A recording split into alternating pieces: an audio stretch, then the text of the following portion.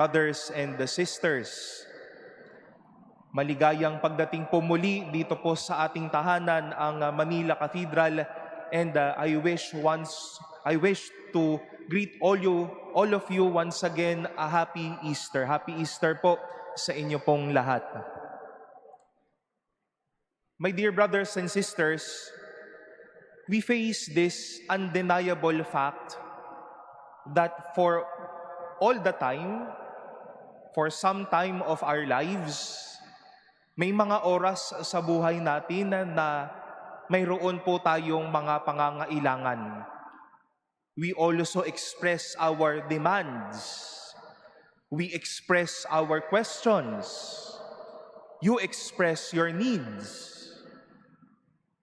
Kailangan ko ng pantustos. Ano kaya ang gagawin ko sa mga susunod na araw? Mag-aaral ba ako? Titigil muna para sa pamilya? Ano na kaya ang haharapin ko sa mga susunod na taon?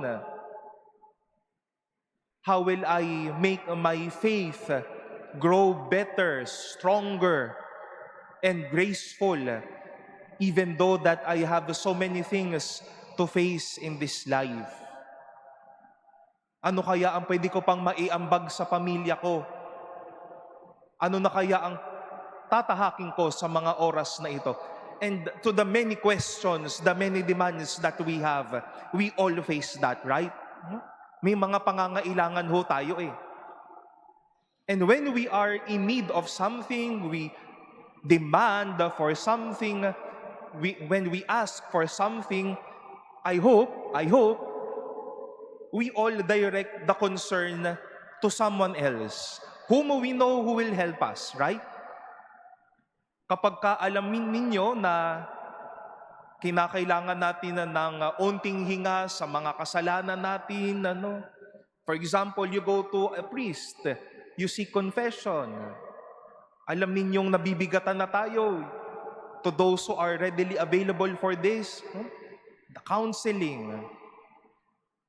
Sa loob ng mga pamilya ninyo, yung mga anak ninyong nagtatanong, Mom, Dad, what will happen to me in the next? Shall I enroll? Shall I stop? Shall I shift my course? Then you talk it over to your family. When you express a demand, when you express a need, thank God for those people whom we can directly express such concerns. But on the one end, sadly, there would be moments when people would express concerns, needs, and demands and questions, but would later on face what we all call as scammers. Gusto mong yumaman? Ako ang magiging sagot sa iyo. Malaman-laman mo na nakawang ka na pala. Gusto mo magkaroon ng partner in life? I am the perfect man. I am the perfect woman.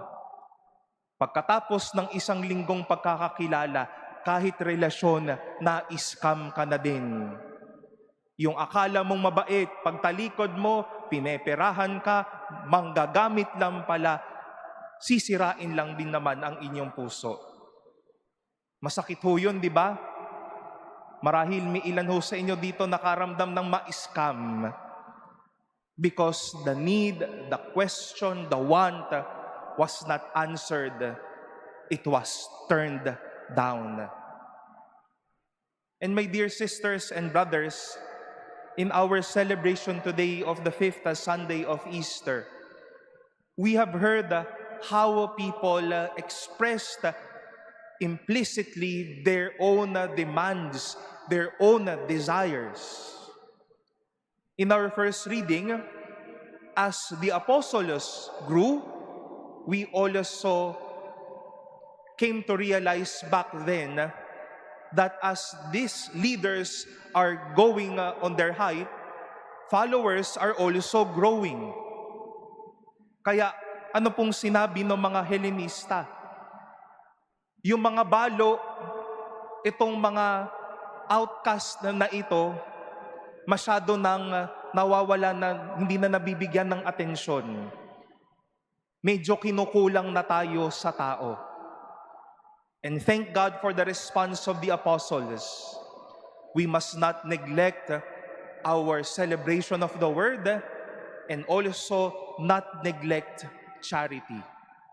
And that is why we've heard 7 names of the first deacons of the church who took their time to serve the widows, to serve the poor, so that the apostles can focus on a prayer and on the works of the Lord. There was a demand, they gave the answer. And similarly, in today's gospel, we are led back to that event of the upper room during that Last Supper. At kailangan po nating intindihin itong mga alagad na ito. Namamaalam na ho si Jesus. At binibigyan na sila ng pagpapaliwanag ni Jesus that after these days, I will go to the Father. You know the way. And the apostles were shrinking, Lord, mawawala ka na. Ano ang gagawin namin? Ano nang gagawin ho namin? Sumusunod kami sa iyo. How can we know the way? Teach us the way. Who is the Father?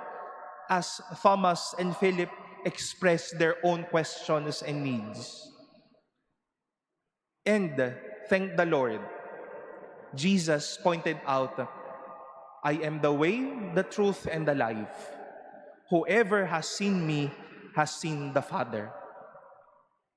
At sa mga naranasan ng mga taong itong may tanong, may pangamba, may pangangailangan, hindi ho sila na-scam, but they went to the person who will really answer to their needs, who will accompany them in this life. Doon sila sa taong tama na tutugon sa kanila. Doon sila pumunta kay Jesus na sasagot sa kanilang mga pangangailangan. Tayo ho mga kapatid, kapag ka nagdududa sa pananampalataya, kapag ka may pangangailangan sa buhay, kapag ka may problema, sino po ang pinupuntahan ninyo? Sino po ang pinupuntahan natin? Kapag ka may problema sa asawa, labas tayo, inuman tayo. Nasagot ba ang problema? Baka lumala lang. Kapag ka nagdududa sa pananampalataya, bakit kaya pinagdiriwang ang mga araw na ito? Bakit mayroong mahal na Birheng Maria? Bakit may mga santo? Hindi ko naman po sa sinasabing masama, pero ayan, TikTok. Nakakabasa tayo ng fake news. Nakakabasa tayo ng mga nakakalinlang na mga turo na hindi naman pala naisagot din yung ating mga katanungan. Kapag ka may malalang problema sa sarili, sa pamilya, nabaon sa utang, may mapangangailangan, hindi ho natin alam, tayo rin pala gumagawa na ng mga maliliit na bagay na akala natin nakakaunlad, pero nagnanakaw na pala tayo, pero nagkakasala na pala tayo.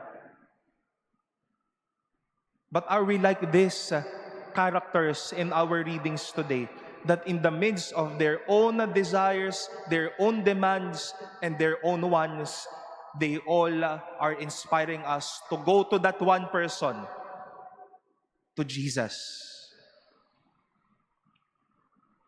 May mga oras ho ba na dumating sa inyo na nang nalaman ninyong nabigo tayo, nawawala tayo, napanghihinaan tayo ng loob, yung una nating ginawa, humarap sa harap ni Jesus at sinabi, ano ho ba nangyayari sa akin? Saan ho ba ako tutungo? Ano ho bang gagawin ko, Lord? Panginoon, tulungan mo naman ako. Panginoon, samahan mo naman ako.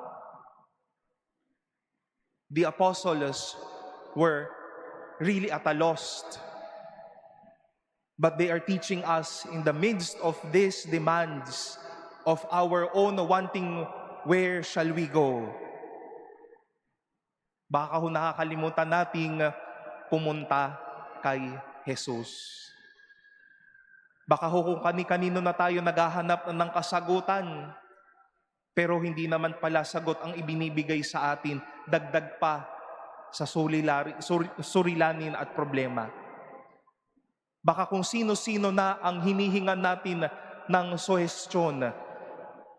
That's why things become so cloudy and yet so doubtful still. But in the midst of our questions, the disciples are then teaching us. You have your questions, you have your wants, you have your demands, you have your prayers. Go to Jesus. He will direct us to the answers. Kaya mga kapatid, magandang paalaala sa mga pangamba at sa ating mga katanungan, doon tayo kay Jesus na daan at kasagutan sa ating buhay. Baka minsan nagiging sanhi na tayo ng pagpapalago ng scam sa pananampalataya, sa buhay, at sa pananagutan natin sa mga tao. In this, our expressions of our desires, our questions, and our demands in life and in faith, let us not be scammers, but let us help one another find solutions and answers. Let us be also the way, the truth, and the life for others to live. Let us also be the answer to their doubts. Let us turn to Jesus, who will definitely show us the way to the Father, who will give us direction to our needs, and who will bless us with that faith, that we won't go stressful looking out for questions and solutions, but in every ways of our wants, desires, and questions, we always go to Jesus. At mula kay Jesus, makuha ang lahat, magkasagot ang lahat, magkaroon ng kalinawan ang lahat.